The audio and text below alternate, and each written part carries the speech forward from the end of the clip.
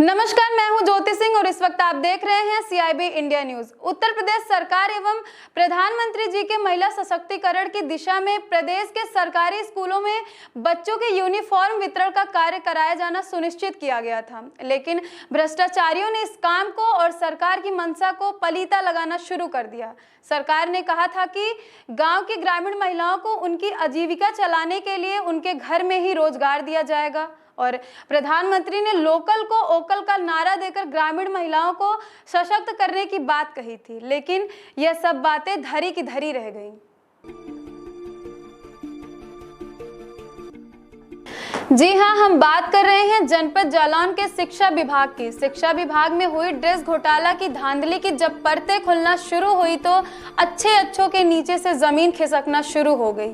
वैसे तो सरकार ने बच्चों को गुणवत्ता वाली ड्रेस देने के लिए प्रति बच्चा 600 रुपए की धनराशि भेजी है, लेकिन सरकार के नुमाइंदों ने अपनी जेब भरने के लिए बच्चों की ड्रेस को ही निकाल लिया और उन्हें कमीशनबाजी में उतार दिया। जिले के बेसिक शिक्षा के मुखिया ने एक आदेश जारी किया कि प्रत्येक विद्यालयों को बच्चों की ड्रेस की सिलाई ग्रामीण महिलाओं से बने समूह से करवानी है, लेकिन इनके अधीनस्थों ने अपने साहब का आदेश मानने से इनकार कर दिया। इतना ही नहीं, विद्यालय के प्रधान अध्यापकों ने तो यहाँ तक कह डाला कि आखिर BS से होते कौन है जो हमें बताएंगे कि ड्रेस क्या होती है और कहाँ से खरीदनी होगी, क्योंकि ड्रेस में मिलने वाले मोटे कमीशन पर इन्हें डाका डालना था और हुआ भी यही। प्राइवेट फर्मों से मोटे कमीशन पर ड्रेस खरीदकर पूरा मुनाफा अपनी जेबों में भर लिया और बच्चों को घटिया ड्रेस पकड़ा दिया और कमीशन को अध्यापक और खंड शिक्षा अधिकारी ने मिलकर बंदर बाट कर लिया, क्योंकि खेल बड़े कमीशन का था तो महिलाएं कहां चुप रहने वाली थीं। आज कलेक्ट्रेट में धरना प्रदर्शन के माध्यम से अपनी आवाज को उठाने के लिए धरना प्रदर्शन शुरू हो गया। इस मुद्दे को भुनाने के लिए विपक्षी पार्टी के नेता भी पहुंच गए। फिर क्या था, होने लगी नारेबाजी और प्रशासन मुर्दाबाद के नारे, शिक्षा विभाग मुर्दाबाद के नारे, BSC मुर्दाबाद के नारे चारों ओर गूंजने लगे और महिलाएं धरना प्रदर्शन शुरू कर बैठ गईं। आनन फानन में पुलिस बुला ली और महिलाओं की घेराबंदी शुरू हो गई।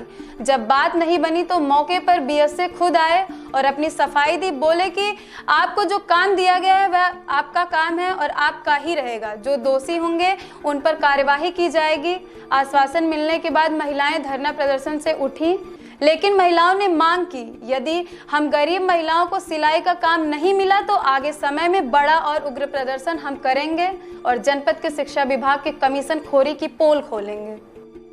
लोकतंत्र में तानाशाही नहीं चलेगी, नहीं चलेगी। हम अपना अधिकार मांगते, नहीं किसी से भीख मांगते। आप कहाँ से आए हो?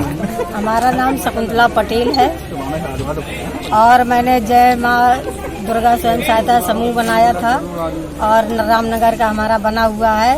और सरकार ने पिछली साल हमसे कहा था कि ये बताइए आप समूह, और समूह से आपको रोजगार मिलेगा। डूडा में जब मैं गई, डूडा बाबू ने कहा। इसके बाद में इन्होंने काम दिया सिलाई इसका ड्रेसों का कि समूह द्वारा सिली जाएंगी और स्कूलों में सप्लाई होगी। तो कुछ स्कूल यहाँ उरई में हमें दिए गए थे, तो सभी जो स्कूल हमको दिए गए थे उन 5 स्कूल हमारे लिए हमसे छीन लिए गए, दूसरे ठेकेदारों से दिलवा दिए टीचरों ने। और ये जो हमारी ड्रेस है पिछली साल वाली भी पड़ी हुई है और हमें इन्होंने आदेश देने के बाद भी हमारी सिली हुई ड्रेस है स्कूलों में अध्यापकों ने नहीं ली है। आपने कमीशन की बात की, कौन लोग कमीशन मांगते हैं? ये लोग कहते हैं कि हमें कितना दोगे बच्चे पे। वो कौन लोग हैं? उनके स्कूल है जहाँ हमने दी है वो मांगते हैं, कहते हैं स्कूल वाले कि 350 में दोगी, 350। हमने कही जो पैसा आया है हमारे पास उतने आदेश है, हम किसी को कमीशन नहीं देंगे। अगर बहन जी नहीं आप मानती हो तो आप जहाँ से पूछ लो। हम जब आप ड्रेस देने गई तो उन्होंने क्या किया? अध्यापकों का क्या कहना था आपके लिए? अध्यापकों का कहना कितना पैसा देंगी आप एक बच्चे पे? आपकी ड्रेस नहीं ली गई है? नहीं ली गई ड्रेस हमारी 5 स्कूलों में तो ली नहीं गई तुलसी नगर वाले। संबंधित शिक्षा अधिकारियों से आपने इस बात को कहा है? उनसे भी कहा हमने। क्या कहना है उनका? उनका कहना है कि वो अध्यापकों के ऊपर है, वो अध्यापक जैसा चाहेंगे वो टीचर लोगों को सब दे दिया गया है। आपने ये नहीं बताया कि आपके अधिकारी का शासनादेश जारी है, आपके अधिकारी का आदेश जारी, उससे आप कह रहे कोई हमारे पास नहीं अभी ऐसा आया है, हम नहीं बता सकते हैं। स्वयं सेवी सहायता की महिलाओं के साथ इसी कलेक्ट्रेट परिसर में चाहे आन बान शान जान की भी बात आ जाए, जहाँ इन लोगों का पसीना गिरेगा वहाँ अपना खून डालने का काम करेंगे और इनको अधिकारियों को घेरेंगे, इनको इनकी क्षमता बताएंगे, ये भ्रष्टाचार को उजागर करके इनको न्याय दिलाएंगे, चाहे इसके लिए हमें कोई भी कुर्बानी क्यों न देनी पड़े। इन महिलाओं ने इसको ड्रेस घोटाला नाम दिया, क्या लगता है आपको कितना बड़ा घोटाला होगा? घोटाला 8 करोड़ का घोटाला है ये, और इस घोटाला में यहाँ के सिटी मजिस्ट्रेट महोदय ने आश्वासन दिया है कि बेसिस अधिकारी, खंड शिक्षा अधिकारी को बुला करके उनसे जो महिला सहायता स्वयं सहायता समूह की महिलाएं हैं उनसे बात करवाई जाएगी। तो सिलाई के लिए तो समूह की महिलाओं को ज्यादा से ज्यादा दिया जाए। तो उस आधार पर इस जनपद में लगभग अब तक 35,000 बच्चों को ड्रेस सिलने के लिए स्वयं सहायता समूह महिलाओं को दिया गया।